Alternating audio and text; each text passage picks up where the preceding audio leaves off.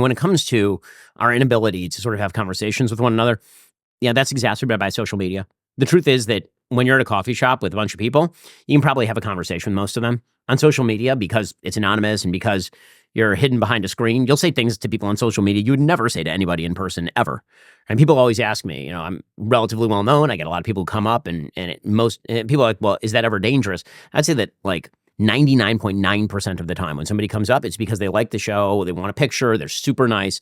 And if there is somebody who disagrees, they'll tend to be like, yeah, I disagree with you, but I still enjoy your show or something. It's much harder to be an asshole in person with somebody than it is to be an asshole online. And I think that social media has really exacerbated that. But it's disincentivized having the conversation in the first place. Yes. Because people just don't want to break through that obstacle of being like labeled something or, Well, I think that the way. internet is not real. And so what I've encouraged everybody to do is touch some grass. What I mean by that is that, I'll have conversations with people who disagree with me. In fact, I do it, I think, probably more than anybody on the right, I would say. Right? I'll have a conversation where I go on Lex Friedman, I talk Destiny for 3 hours, or I go on Barry Weiss's show and I have a conversation with Sam Harris about Trump versus Kamala. And that's totally fine. And I'm not afraid that the audience is going to be super angry at me. And if they are angry at me for having a conversation, well, who cares? Like, so you're pissed that I had a conversation.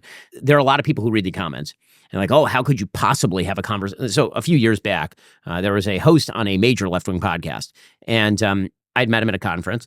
And I said, we really should, this is 2018, we really should do a crossover podcast for the election. Our election night, we should do a crossover podcast, huge numbers. Right? You're rooting for your side, I'm rooting for my side. It would be fun, it'd be kind of rock'em sock'em robots. My people would love it. He goes, your people would love it, my people would kill me. And he's right. On the left, there is the sense that if you even have a conversation with somebody on the right, that you ought to be denied access to polite society. And that's a serious, real problem. Again, exacerbated by the internet. In real life, are there that many people who are like truly exercised as Sam Harris that he had a conversation with me? No, I guess it's like 10 people. Are there that many people who are super pissed that, Anna Kasparian and I are friendly and that we talk sometimes, online? Like that number is really low. They're just really, really loud. So that's exacerbated things. It also happens to be that because of the internet, you're talking with people you never talked to before.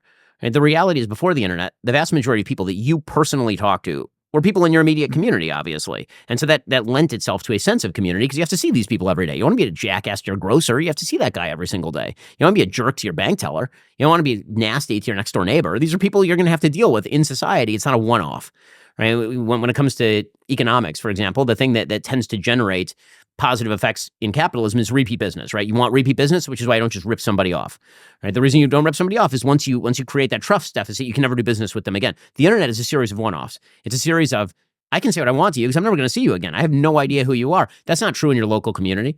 That's why inside church communities, for example, everybody is much friendlier with one another despite the differing politics. It also is true that because of the size of the country, we just have less and less in common generally.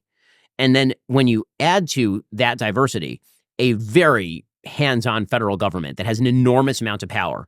And so you feel like the person who disagrees with you is going to grab that thing and then turn the government gun against you. Now politics becomes a matter of life and death. If the federal government didn't have much power, then nobody in California would be like, oh my God, I can't believe those jerks in Alabama.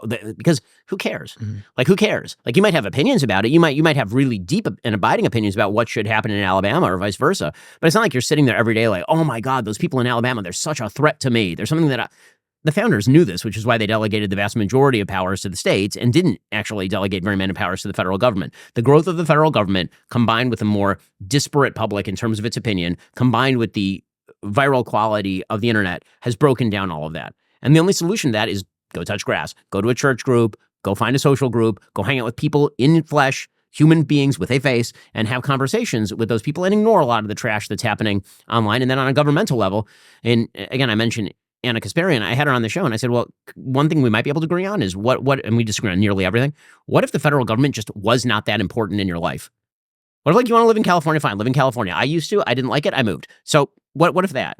And she's like, okay, maybe. What if we agreed on federalism? That seems like a pretty good solution, right? Subsidiarity seems a really good solution to that.